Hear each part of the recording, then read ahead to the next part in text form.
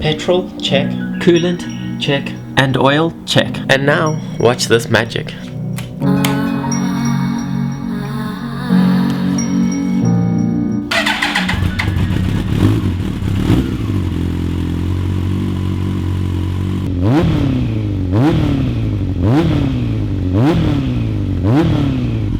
So here is your first proof that it does actually run, and it sounds pretty good. It's not too loud at idle, but once it starts revving, it's pretty loud.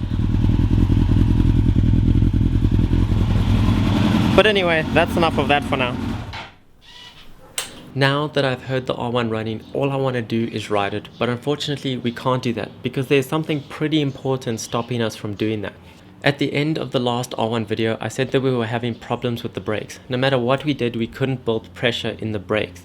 And I even asked you guys for a few suggestions on how to build pressure. And quite a few of you guys offered some solutions, and I tried them all, and they all got more fluid out the other end than I was previously getting. But unfortunately, we still couldn't build pressure because there was a bigger problem. So after trying all of these methods, we decided to open up the master cylinders to see what was wrong inside there, if anything. And we actually found 2 seals inside, one of which was perished. So obviously the fluid was seeping past, and that is why we could never build pressure. And that is where the problems begin. Obviously we have to now replace these seals if we ever want to build pressure. So we have ordered the seals from Yamaha, but unfortunately there were none in stock in the country, only in Japan, which means it's going to be about a month until they get here. But I wanted to say thank you to everyone who left a comment giving me suggestions on how to build pressure in the brakes. They all really helped me out, even though we had bigger problems. And that means it's probably going to be at least another month until we are able to ride the R1. However, over the next few weeks we do have 1 or 2 things that we still need to do to it to get it finished.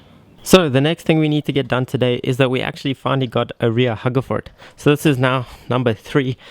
It is blue, it is dirty, and it has a couple of scratches down here, but nothing that we can't fix with wrapping and body filler. So the first thing we're going to do to this is fill in all these little scratches that looks like a dog's bitten it or something with our sort of body filler. Then we're going to sand it down so it's smooth and ready to be wrapped.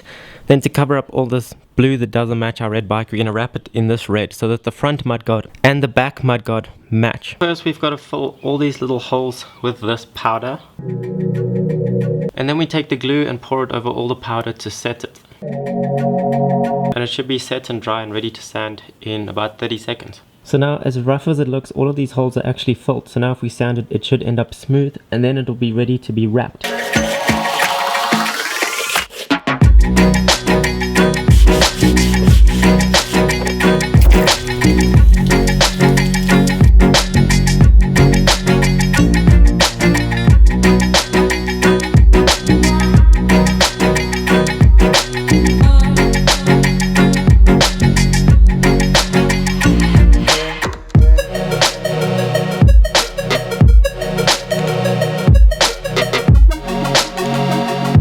And there we go, a finished hugger. It's smooth again, it's completely red, it's wrapped.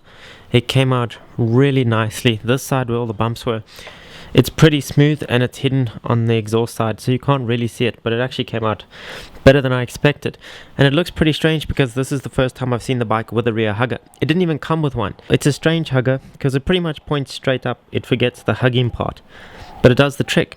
So as we're getting closer to the end of this R1 build, we're finished with the exciting stuff. So the wrapping is finally finished, the wheels are finished being powder coated, so now we have to do the more boring stuff like indicators. When we got the bike, there were holes drilled in here for indicators that were stuck on the side. We patched those, so now we have to find a new way to get indicators.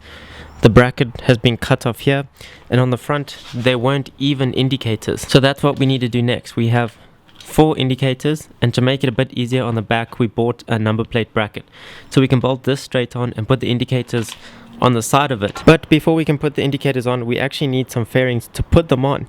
So now that there's coolant in the bike and it's pretty much complete, we're not going to mess with anything else under the fairings. We can start to put all of the fairings back on, and it can look like a real motorbike again.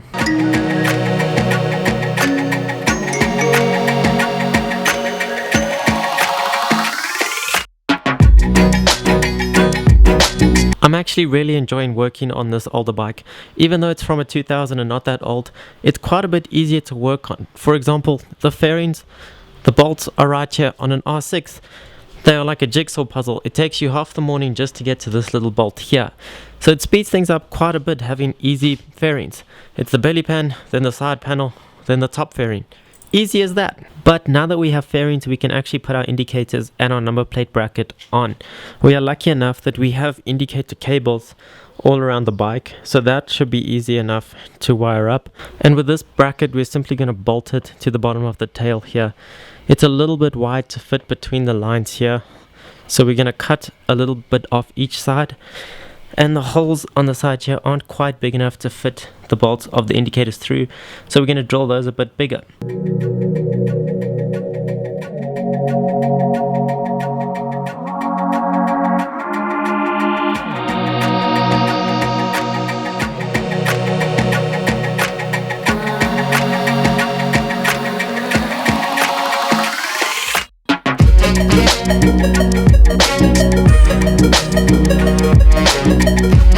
Well, there you have it, a more legal R1, except for the brakes, but those aren't an important detail. Unfortunately, it isn't the prettiest setup. The bracket is quite wide, it makes the tail look pretty square, but it is legal, and that is unfortunately what we have to go for, as we all know too well. And even though it is pretty ugly, it is at least neat, and I still think it's better than the stock bracket that came with the bike back in 2000. So that is another thing to check off the list, even though it isn't very exciting at all. So the R1 now runs. It has a rear hugger that is actually color coordinated, and it is one step closer to being road legal, with indicators and a number plate bracket. But due to the brakes, I'm not sure how many R1 videos there are going to be in the next few weeks. There should definitely be one next week, but other than that, I'm not too sure. In the meantime, if you want more R1 content, be sure to follow me on Instagram, because I put all the R1 updates on my Instagram stories. Sometimes stuff that isn't even on the channel. Thank you so much for watching. If you enjoyed this video, please hit the like button like it's your starter button. And if you don't want to miss the final episodes of the R1, hit that subscribe button.